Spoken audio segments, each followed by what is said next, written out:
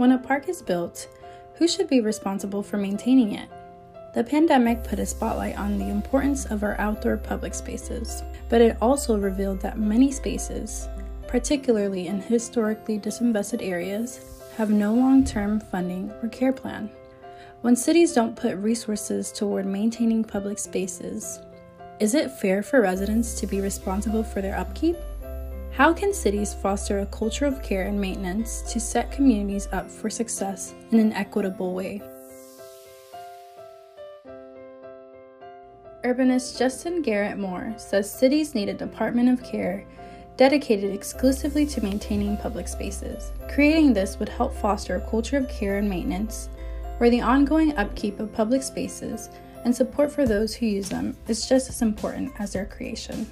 But until that becomes a reality, maintaining these spaces is being bandaged on the free labor of the residents. The Neighborhood Design Center works with many groups who take the onus on themselves. One is Rebuild Johnston Square, who we've partnered with on a number of projects, including Henrietta Lacks Park, neighborhood placemaking, and pedestrian safety. After years of asking for the city's support, Regina Hammond saw that no one was taking responsibility for the neglected spaces in Baltimore's Johnston Square neighborhood. So she and her husband, Keith Hammond, took matters into their own hands.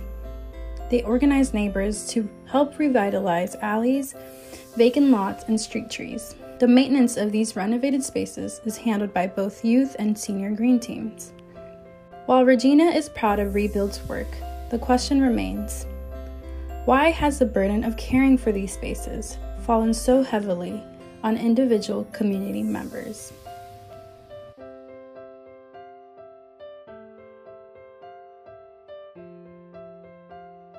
Lots of attention is given to new projects, but those who do the important work of maintaining those projects often go unrecognized. The Sixth Branch is an example of an organization trying to support the maintainers. NDC has worked with this veteran-led nonprofit in the Darley Park, Johnston Square, and Broadway East communities. The Sixth Branch does the heavy lifting needed to transform vacant land into green space. They stay in the community with local residents and leaders, investing in strong connections between the people involved.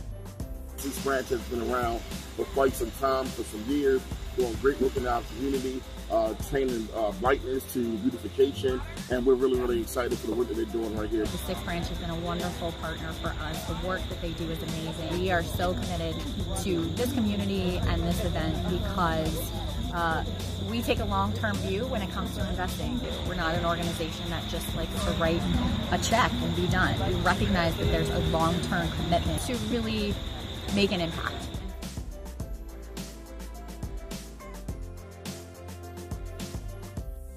So, why is lack of maintenance in public spaces so pervasive? Investment capital and maintenance funding are often two completely separate parts of municipal budgets. The group responsible for installing a public park is not the same group that will be responsible for caring for it in the future. Municipalities and designers need to shift the way they work with residents, putting long-term care at the forefront of every project. And the Neighborhood Design Center is doing just that in Prince George's County through a $50,000 grant by the National Fish and Wildlife Foundation.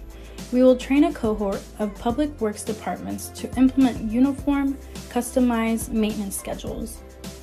Between the 4 municipalities, this project has the potential to impact over 3,000 acres within the Anacostia watershed.